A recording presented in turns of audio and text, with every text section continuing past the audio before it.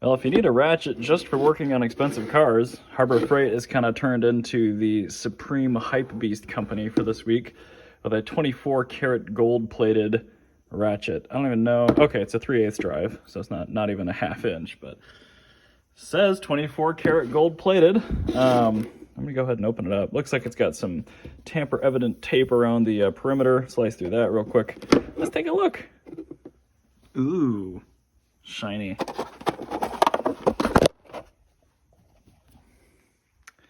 Pretty standard. Do not immerse in fluids. Oh no. Luckily, it looks like if you ever damage the internals on this, it probably does use the same ratchet drive set as a regular Icon 3/8 ratchet. So feels dumb spending $60 on one of these, but you know, when I gotta work on the Phantom or the Z8 or the Murcielago, at least I have a proper tool to do it now. All right. I know it's ridiculous, whatever, but I guess I'm a hype beast now. All right, I took the plate back off because I wasn't actually having much success getting it to line up. However, it looks like I must just have tried on the bottom bolts. Not everything lines up perfectly, but it looks like I got 5 or 6 that do. So that should be more than plenty. I just wanted to confirm. I'm gonna trace an outline on the plate now, and I might cut off this if it gets in the way, but I'm not gonna touch it if I don't need to. Well, it looks like I might have to do a little trimming, but not much. And it's almost impossible to see up here, but the bolt holes do line up top. So I can get, looks like 5 total bolts in. I'm gonna drop this down so you can see it better. There's definitely a little bit of a tilt to the trans, but I think that's just fine. It's not much. I haven't tried shoving the starter in that hole yet. It's possible. I'll have to carve out a piece of the trans here. In fact, let me just see. Oh gosh. How did that get so wedged? Hold on a sec. All right, note to self, the starter definitely has to go in before the plate goes on the engine. But yeah. I mean, it does bolt up. So as soon as I get, man, that mount's gonna hang a little bit low, isn't it? Let's get the jack back under it. Okay, so still higher than the exhaust, but I may end up just using like this bolt hole instead of both. It's pretty low, man. There are some side holes too, which I could potentially make use of on this side. I don't know, it doesn't look like we're really running into clearance issues. Looks like that little lip is fine up there on the trans. But this should let me measure for the drive shaft, which is good. So the old drive shaft is just about 15 inches. The new one will need to be 18.5 or thereabouts. The shifter is going to be interesting. It's just going to be way off center, so I'm not exactly sure. I'm going to try to probably run it through on the right side here so it's closer. And I'm planning to chassis mount it and probably just cut off that tab if it gets in the way. Yeah. But it's still very interesting to see it more or less where it's going to be. But yeah, I'll have to get my angle finder and make sure I get this as close as I can. It's never gonna be perfect, but it has a flex disc and it won't get many miles, so. Clutch line's right here. I do still have to go back. And where is it? I think the clutch line originally came through right there. Wow. I'll have to get rid of some of that wiring for the reverse lights. Actually, no, I'll probably end up using that. I believe this does have a 2-pin reverse switch on it, so no sense in not using it there. I think, or is that speed? That might be speed signal.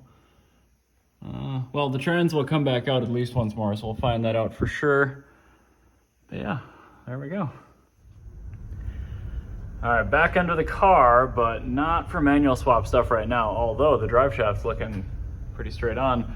I have to replace the brake soft lines because the brakes are still pretty much jammed. So luckily this had all reman brake calipers on it. I will still need to do pads on it, but I just need to be able to push it out of my way to get the Tesla in here because the big plastic underbelly thing is about to fly off. So I'm just doing a really, really basic gravity bleed on this with some new lines. Interestingly enough, I just got these brand new and they are 2013. So I don't think many people are still maintaining W115s and W123s. Sad. Okay, now I can work on the boring car. I know you guys don't care, but 4 fasteners and then 2 new ones. Model S is done. Blubzki's next, I promise.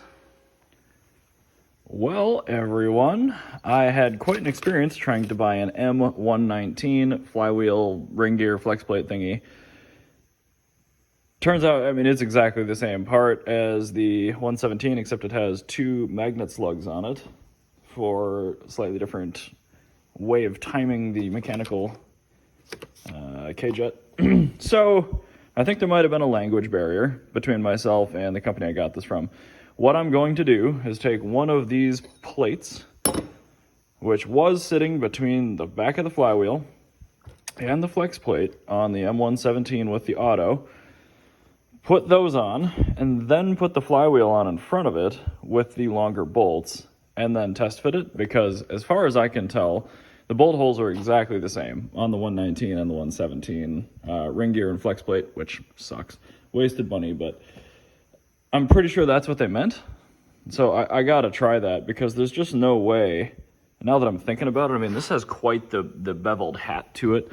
So I really don't think that there's any way that these get bolted to the flywheel. And the more I look at it, these are drilled through just for the actual pressure plate on the clutch kit. So again, I'm gonna chalk it up to just a language barrier, I think, on that one. So I'm gonna try that. I do have to pull the trans out at some point and see which of the 2 pilot bearings I need. The kit did come with both sizes, which is really nice. And then I also have an angle finder for the back of the trans. So I'm gonna pull the drive shaft back out at some point. The rear drive shaft is not bolted in back here. Just got those hand tight.